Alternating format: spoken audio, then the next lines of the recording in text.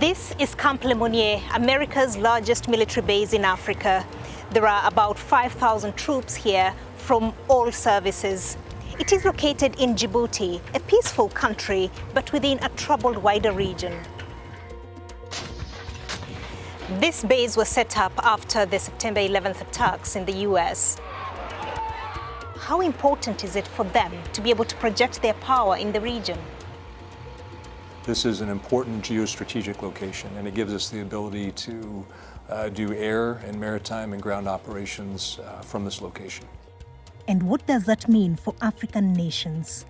Africa has strategic importance in terms of its resources. This strategic importance is growing, and it is setting the continent up for competition among Europe, America, and China. I call it a second scramble for Africa. We're not there for oil or minerals or anything like that. It's really to figure out ways that we can work more closely with our African partners to improve their capacity. The purpose of that is to kind of create a conducive environment for the American corporates operating within this region. It's all about trade. And the US isn't the only foreign power with a military interest in this region. There are 5 other military bases here in Djibouti, and all of them cooperate with the United States, except one. China opened its own military facility here in 2017. There have recently been rumors that they plan to build other bases on the continent. Does this expansion concern the US? I think it's a question of they expand to do what? I wonder about what their intentions are. Is it to promote peace and stability? Is it to support rule of law, democracy? China is making heavy investments in basic infrastructure, ports, roads, railroads, that kind of thing. The question is the nature and the quality of the financing behind that infrastructure. What we're seeing is that the Chinese investments are somewhat burdensome to the Africans. China is not funding what it wants to fund. It is funding what Africans have asked to be funded. It is not about the debt burden. It is whether Africa is growing like other parts of the world. What I find troublesome in the debt burden debate is that it's only Africa that has a problem when it has debts. I look at the American debts to China and wonder why they are not subject of the debt burden thesis.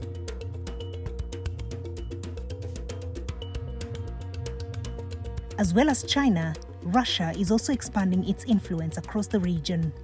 Russian mercenaries have been involved in Libya, CAR, and Mali. What we're looking at is military proxies being put forward by the Russian government. I mean, I don't think that their contributions have done anything beneficial for the continent, to be perfectly candid with you.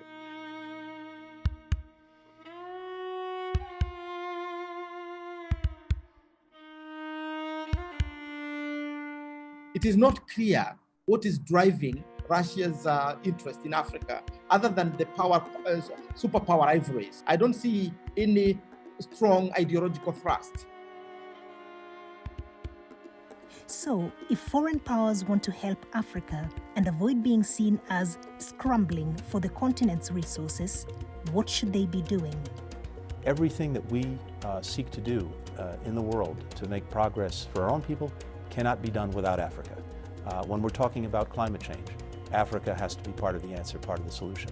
When we're talking about dealing with pandemics like COVID-19, Africa has to be part of the solution, part of the partnership, and we're building partnerships on both of those fronts. When it comes to democracy and human rights, at a time when democracy is under challenge, Africa has to be part of the solution.